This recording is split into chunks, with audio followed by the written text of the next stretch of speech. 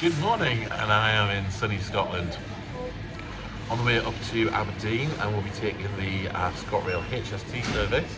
They run pretty much once an hour, going all the way through to Aberdeen from here in Edinburgh, Waverley.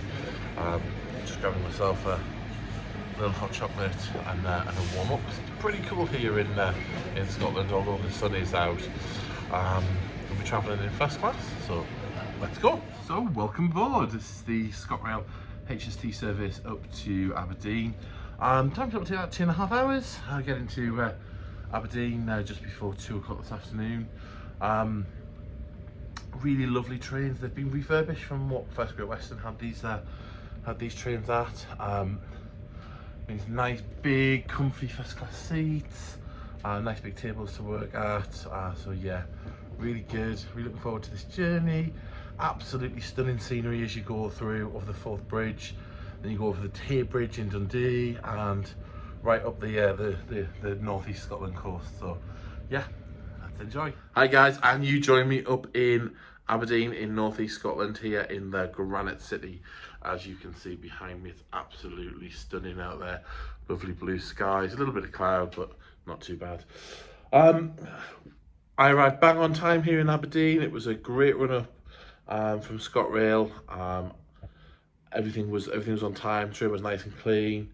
The route itself that we travelled on from Aberdeen, from Edinburgh, so it comes to Haymarket, then crosses over the Forth Bridge, up through Inverkeithing, then across the Tay Bridge, across the River Tay, and then puts you, winds you up the northeast Scotland coast up into Aberdeen itself. So it's really stunning. Any route that you take from sort of the central belt, Glasgow, Edinburgh, up to either Aberdeen or Inverness will be absolutely outstanding, and the coastal route to Aberdeen is one of my favourites. So let's have a chat about the train. It's a pretty old service, Intercity 125. They've been around for about 40 years now. Class 43 power cars at the front, and then the Mark III coaches in the middle. They've been cascaded from a few different operators.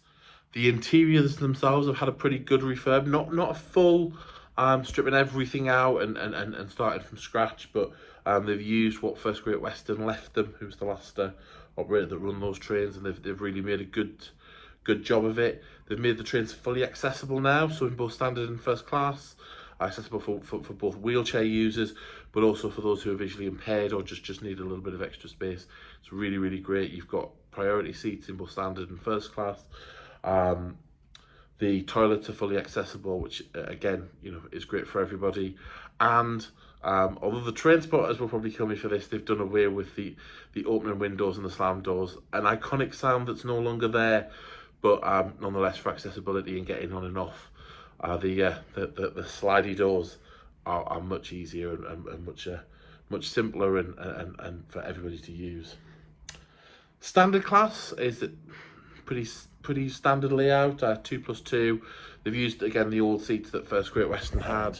They're pretty comfy. They're okay. Not the best, not the worst. They're pretty high back, so you can't really sort of see over anybody. So it makes it nice and private if that's your thing.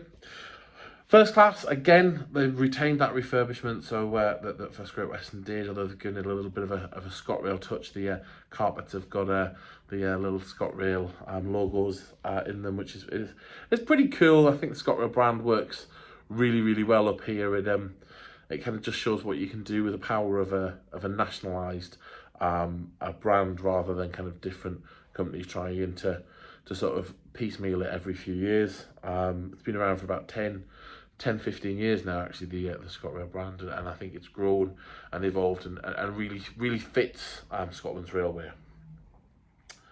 Just a note on catering, there is currently still none on board any ScotRail services. They haven't reintroduced it. As I understand it, a lot of the catering colleagues that work for ScotRail actually went on during the pandemic, and they've got into roles on stations, and in other roles across the business, which is great for them and well done. But it's left, I think there's not many actual colleagues left in the catering organisation. That being said, I did see a job recently on ScotRail's website, and they were looking for a new head of catering, so it's really exciting. Sounds like something new is going to be coming in the at some point this year, so that should be good. They used to do a really good catering offer on board. They used to use a lot of local produce from up here in Scotland, and I'm sure that'll be coming back. But just be aware, if you are purchasing a first class ticket, in particular, you're not going to get anything for it in terms of the onboard offer. And if you're travelling in standard, again, you know, there's not going to be anything you can purchase. So just make sure, you know, if you want some snacks and a drink, that you're bringing it on board with you. I certainly did, thankfully. In terms of tickets, the journey from Edinburgh to Aberdeen, normally for a first class ticket, the price is around £113. Standard class ticket is £72, and that's for an anytime standard or first class ticket. So it's around a £40 premium for first class. Is that worth it?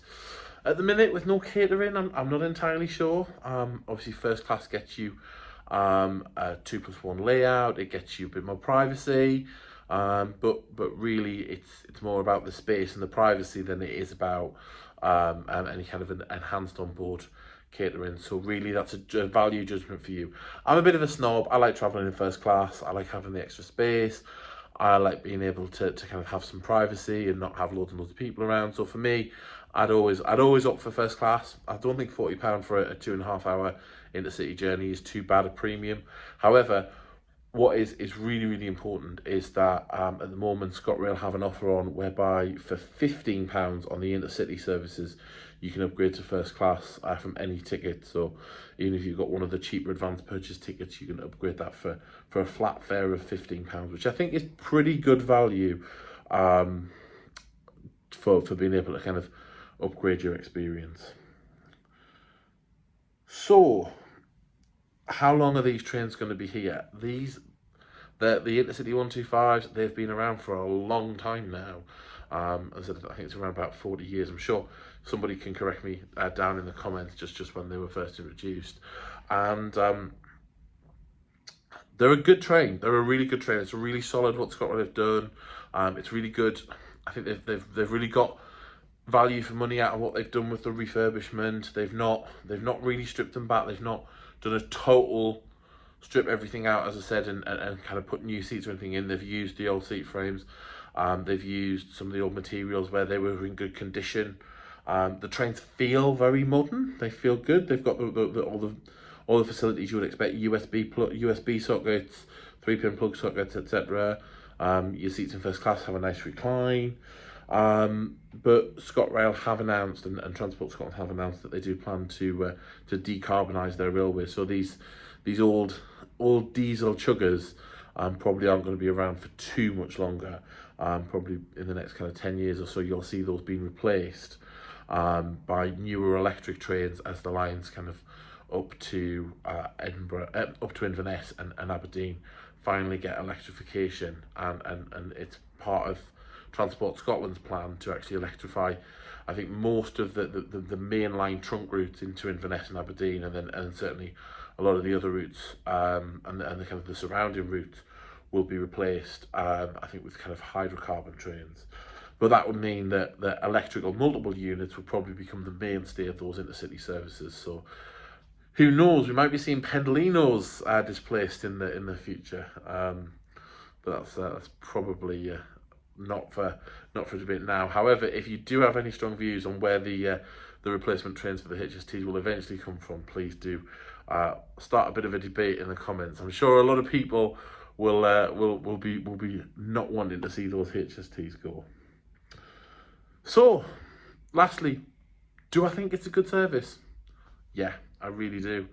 If you're travelling with LNER, you're going to get a slightly different proposition. You know, LNER obviously go through to London. You're going to get the full onboard catering offer.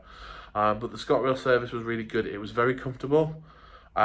Personally, I find the seats more comfortable than I do on the LNER Azumas, although I don't mind the Azumas as much as what some people do.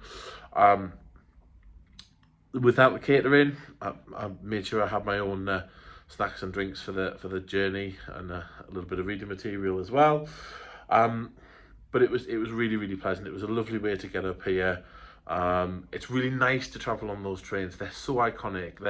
They're part of what inspired certainly me. I work on the in the UK railway network, and it's seeing those trains when I was a kid at kind of Durham station, or kind of going through Newcastle, you know, was one of the things that inspired me to want to work on the railway. So it's really, really cool to sort of still be able to travel on them, on these really great journeys, kind of through this wonderful scenery, right the way up the coast. So even though they've mainly been replaced across the UK network, it is wonderful to still be able to get on board one. So that's it for me, guys. I hope you've enjoyed this video. If you've got any comments, please leave them down below. Please do like the video. Please do subscribe. I can see there's quite a few thousand of you now watching these videos. That's great, but it would be really, really great if you subscribe so you don't miss one. Thanks very much. Take care. See you in the next one.